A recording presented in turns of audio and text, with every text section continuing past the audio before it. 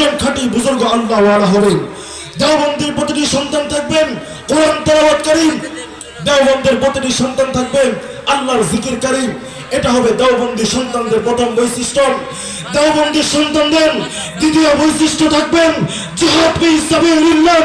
এই দেওবন্দি সন্তানরা যখনই দেখবেন সীমান্তের অপর প্রান্ত থেকে নরেন্দ্র মোদী আমার দেশকে খুবলে খুবলে খেতে চায়, এই দেওবন্দি সন্তানরা যখনই দেখবেন আমার নবী বিশ্ব নবী মুহাম্মদুর রাসূলুল্লাহ সাল্লাল্লাহু আলাইহি ওয়াসাল্লামের বিরুদ্ধে কোন বিজেপি এমপি রামগিরি আমার রাসূলের চরিত্রের উপর আঘাত করে, তখন এই দেওবন্দি সন্তান নীরবে বসে থাকবে না, রক্তচক্ষুর পরোয়া করবে না, জীবনের পরোয়া করবে না।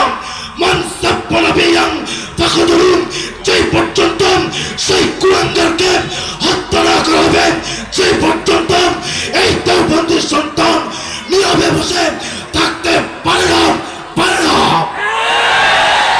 কাজে স্পষ্ট আমার বক্তব্য, ভারতের বিরুদ্ধে যদি বাংলাদেশের আলেম সমাজ জেগে উঠতে পারেন, বাংলাদেশের নাস্তিক মুরতাদদেরকে বলবেন হুঁশিয়ার সাবধান। বাংলাদেশে যদি আগামী প্রজন্মে আমার রাসূলের বিরুদ্ধে যদি কোনো কুলাঙ্গার হাত তুলতে চায়, সেই হাত আমরা ব্যাংকে ঘুরিয়ে দিব।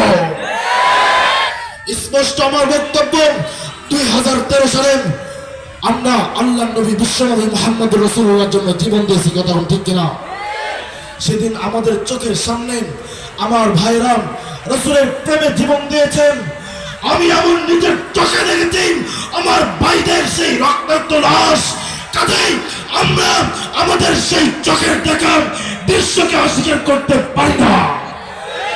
আপনারা সমাবেদনা করতে পারেন, শহীদদের রেখে যান তাদের আপনজনদের সঙ্গে তাদের জীবন জীবিকা নির্বাহ করার জন্য আপনারা তাদেরকে সাহায্যের হাত প্রসারিত করতে পারেন। আমরা স্বাগত জানাবো, আমরা ধন্যবাদ জানাবো, কিন্তু খবরদার হুঁশিয়ার উচ্চারণ করে বলতে চাই, শাহাদাতের রক্তকে কেউ যদি অস্বীকার করেন, শাহাদাতের ইতিহাস যদি কেউ মুছে ফেলবার পায়তারা করেন, আবার নতুন রক্ত দেওয়ার জন্য প্রস্তুত হয়ে যাব। মুহতারাম হাজিরিন, কথা বেশি লম্বা নয়, আমাদের মূল কথা আমাদের বিশ্বনবী মুহাম্মদুর রাসূলুল্লাহকে আমাদের কলিজার চেয়ে ভালোবাসি, কথা ঠিক কিনা? একটি আওয়াজ দিয়ে বলতে পারেন লিল্লাহি তাকবীর। হয় নাই মুসলমানদের আওয়াজ, হয় না লিল্লাহি তাকবীর, লিল্লাহি তাকবীর। মুসলমানদের আওয়াজ হবে হযরত শাহজালালের মতন, মুসলমানদের আওয়াজ হবে বীর পুরুষাবিদন। মুসলমান কোনদিন ভয় পেতে পারে না, কথা ঠিক কিনা? মুসলমান আল্লাহর দ্বীনের জন্য আল্লাহর নবীর জন্য জীবন দিতে প্রস্তুত, কথা ঠিক কিনা? আরে ভাই, আল্লাহর জন্য আল্লাহর নবীর জন্য জীবন দেওয়ার মধ্যে আর জান্নাতের মধ্যে কোনো পার্থক্য আছে? কোনো পার্থক্য আছে? সন্দেহ আছে? সন্দেহ থাকলে ঈমান থাকবেন। আল্লাহর জন্য আল্লাহর নবীর জন্য জিহাদে জীবন দেওয়ার মধ্যে হচ্ছে কামিয়াবি, কথা ঠিক কিনা? আল্লাহ পাক রব্বুল আলামিন এই জিহাদকে কেন ফরজ করেছেন জানেন?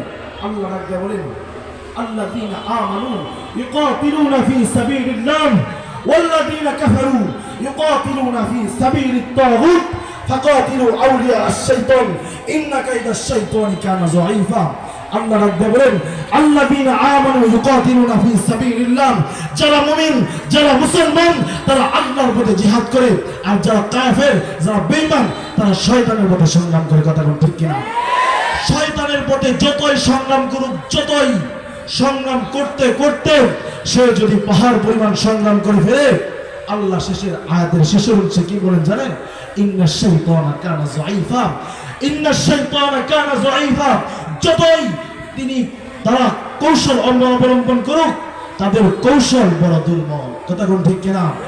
মুহতারাম হাজিরিন, কাজেই স্পষ্ট আমাদের বক্তব্য, আমরা আমার রাসূলের আদর্শকে, আমরা আমাদের রাসূলকে কলিজার চেয়ে বেশি ভালোবাসি।